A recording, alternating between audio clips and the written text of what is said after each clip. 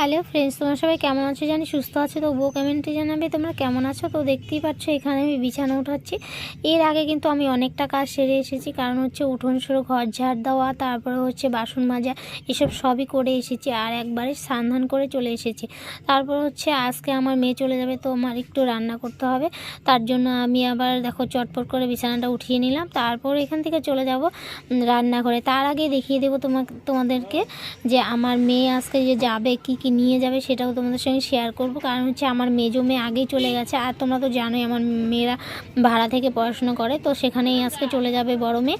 তো দেখতে পাচ্ছ এখানে ডিম রাখা আছে, আর হচ্ছে এখানে সিম রাখা আছে, মিষ্টি লাউ রাখা আছে, পেঁয়াজ, লঙ্কা, শুকনো লঙ্কা, তারপরে হচ্ছে রসুন, আর কি যা যাবতীয় লাগে আর কি সব কিছু ও নিয়ে যাবে। তো তারপর হচ্ছে এদিকে কিন্তু আমি ভাত আর বেগুন পোড়া বানিয়েছি। আর হচ্ছে একটু কালকের ভাত ছিল সেগুলোই আর কি, মানে পেঁয়াজ, তারপর হচ্ছে কাঁচা লঙ্কা, তারপরে হচ্ছে ডিম আর হচ্ছে আলু, এসব কেটে দিয়ে আমি কি ভাজা করছিলাম। কারণ এইগুলো ভাজলে আর কি খাওয়া হবে, নইলে তো ফেলিয়ে দিতে হবে ভাতগুলোকে।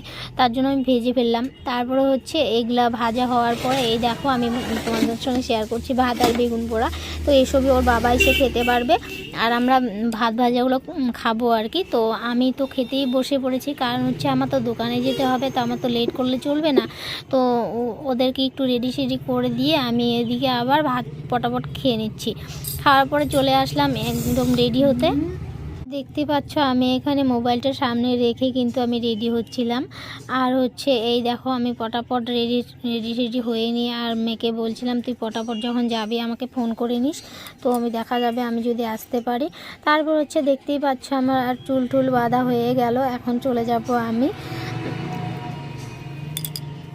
তো বন্ধুরা আমার রেডি একদম কমপ্লিট, এখন চলে যাব আমি টোটোতে করে দোকানে।